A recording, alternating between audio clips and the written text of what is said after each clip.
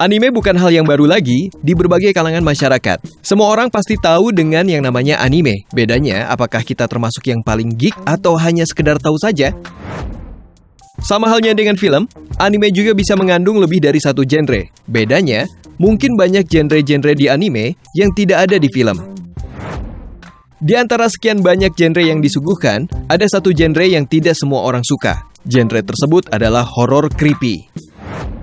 Gak mesti tentang hantu, tetapi konsep cerita yang bisa membuat kita merinding saat membacanya. Apa saja anime dengan kisah paling creepy? Yuk kita bahas.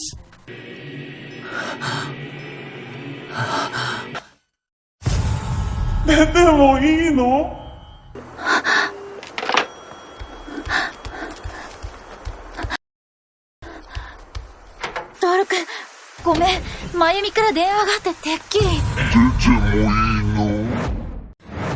Parasite. Buat kita yang mantengin terus perkembangan anime, pasti tahu banget sama anime yang satu ini.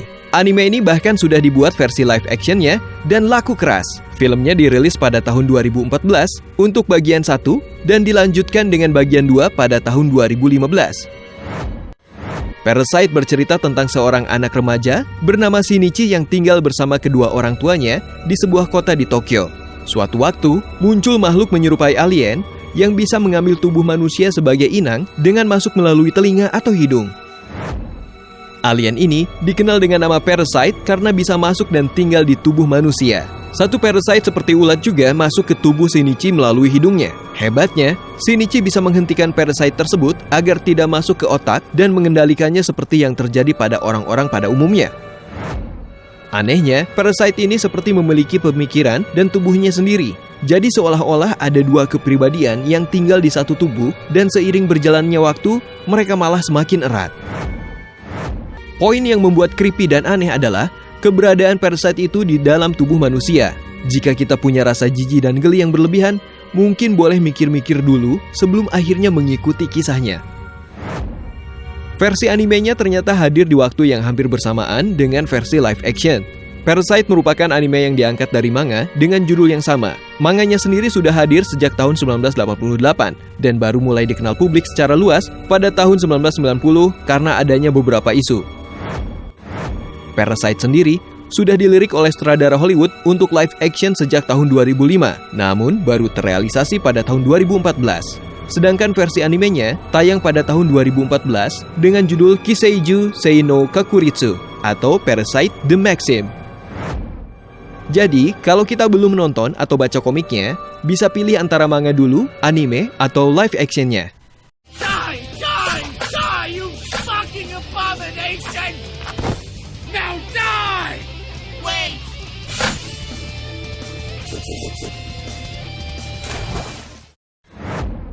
Higurashi no Naku Koroni. Untuk anime yang satu ini, kita bisa langsung spot titik creepy-nya saat mendengar dan tahu arti nama animenya, Higurashi When They Cry. Bagaimana maksudnya ya? Kok sudah merinding duluan? Anime ini bercerita tentang seorang anak bernama Keiichi Maebara yang baru saja pindah ke sebuah desa. Uniknya, ia bisa langsung bersosialisasi dan memiliki teman bernama Mion dan beberapa teman lainnya.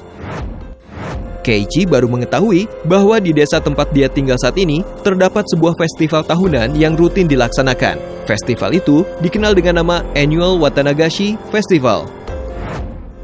Awalnya desa terlihat biasa-biasa saja, tenang dan bersahaja sesuai dengan desa pada umumnya. Namun tidak lama, hingga Keiichi menyadari bahwa setiap festival diadakan selalu saja ada warga desa yang terbunuh atau hilang. Mereka yang terbunuh baru ditemukan keesokan harinya. Untuk kita yang suka cerita creepy dan dibumbui oleh crime serta misteri, cocok banget nonton anime creepy yang satu ini. Higurashi no Naku Koroni sudah dirilis dalam bentuk manga, novel, CD, anime, dan live action. Yami Shibai. Anime yang satu ini jelas-jelas sangat creepy karena bercerita tentang hantu. Cover manganya saja sudah sukses bikin kita merinding. Animenya pertama kali ditayangkan pada pertengahan 2013 dan hingga kini sudah sukses menyelesaikan 7 musim. Yami Shibai secara spesifik menceritakan tentang kisah-kisah hantu Jepang termasuk berbagai urban legend yang ada. Jika kita menyukai kisah-kisah seram dan creepy, namun tidak ingin terlalu lama-lama menunggu hingga kisah usai setelah sekian episode, Yami Shibai cocok banget buat kita. Episode sekaligus musim terakhir serial anime ini baru saja berakhir tahun lalu di bulan yang sama ketika dirilis, yaitu Juli.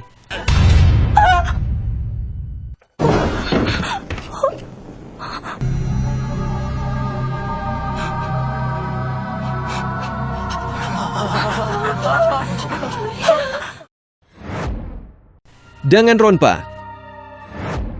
Danganronpa sebenarnya adalah karakter lucu jika hanya dilihat dari perawakan dan visualnya yang menggemaskan, berbentuk seperti boneka lucu yang siap menjadi teman tidur kita. Namun jangan harap itu terjadi dengan Danganronpa yang asli. Kita harus ambil angka 1000 kalau bertemu dengan karakter satu ini. Danganronpa adalah anime yang dirilis dengan genre petualangan dan aksi yang menampilkan kisah penembakan sekaligus pembunuhan. Ini adalah anime yang tidak disarankan ditonton oleh mereka yang masih di bawah umur. Ceritanya cukup dewasa dan tidak hanya itu, adegan yang ditampilkannya juga seharusnya tidak cocok untuk anak-anak. Danganronpa sudah dirilis dalam bentuk lain seperti video game, novel, dan manga. Awalnya Danganronpa dikeluarkan dalam bentuk video game, kemudian baru perlahan merambah dunia novel, manga, dan anime pada tahun 2012. 絶望だから。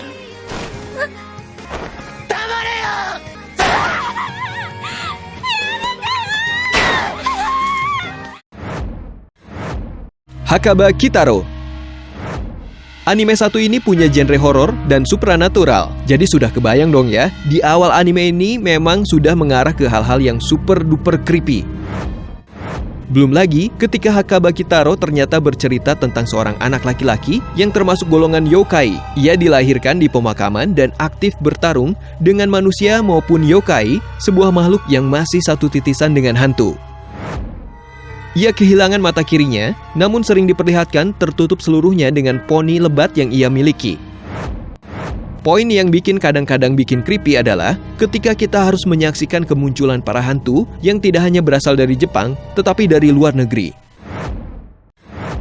Itu dia, 5 kisah anime paling creepy yang pernah ada. Buat kalian para pecinta anime genre horor, wajib nonton anime ini. Terima kasih sudah menonton dan sampai jumpa lagi.